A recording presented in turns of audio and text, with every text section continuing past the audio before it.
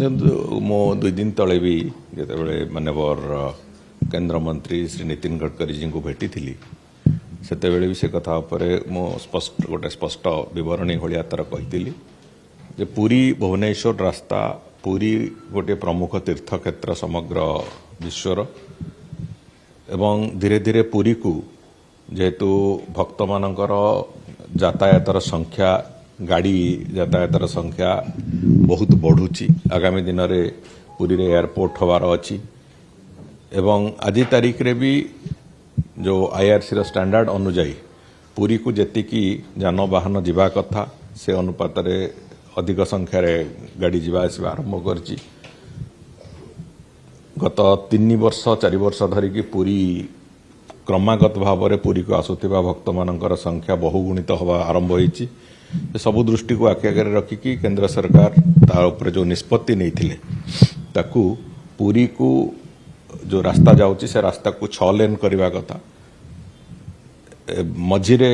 आउ गोटे तर्क से आसला जे 6 लेन परिवर्ते ताकू 8 लेन करने सी भी गोटे तर्क आसला किंतु परवर्ती समय रे आमे माने जहाँ निष्पत्ति एठी हला टेक्निकल टीम संगे बसिबा परे जे पूरी जो 6 लेन रास्ता हो एवं एक्सेस कंट्रोल 6 लेन रास्ता हो एक्सेस कंट्रोल माने सेथिरे लिमिटेड एक्सेस रहिबो विभिन्न जो जो जगह सहर अच्छी केवल से जगह एक्सेस से रहिबो एनएच उपरकू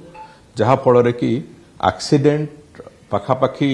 80% से कमिजिब विभिन्न समय घटुवा एक्सीडेंट गुड़िक 80% से कमिब एवं सेठी विभिन्न पार्श्व दुई पार्श्व रोथिबा जो गाँ गुड़िक हो कि बाकी जो अंचल गुड़िकर जो जनबसती अच्छी सेमानंकर यातायात पई दुई पार्श्व 2 लेन करिकी 4 लेन रो सर्विस रोड सेठी तैयारी होबो कंटिन्यूअस सर्विस रोड जोटा कि पूरा पुरी रो भुवनेश्वर पर्यंत लागिबो जहाँ फल कि अधिकांश यातायात सर्विस रोड रे होबो एवं जे सीधा सड़क पुरी जीवा को चाहूथिबे से माने भुवनेश्वर रु पुरी हो कोई पिपिली रु पुरी हो एभली विभिन्न जगह जो लिमिटेड एक्सेस थिबो से जगह से माने सीधा सड़क से नेशनल हाईवे को धरिबे जहाँ फल सेठी भिड़ भी कमिबो सेठी दुर्घटना भी हबो नहीं एवं सेठी गोटे भलरे जे जीवे पुरी से तार गोटे भल रास्ता अभिज्ञता नहीं कि आसीबो से दृष्टि रोड साइड आमेनिटी हो कि विभिन्न प्रकार जो सुविधा सुजोग हो से गुड़िकर भी आमे तार सुविधा सेठी उपयोग करने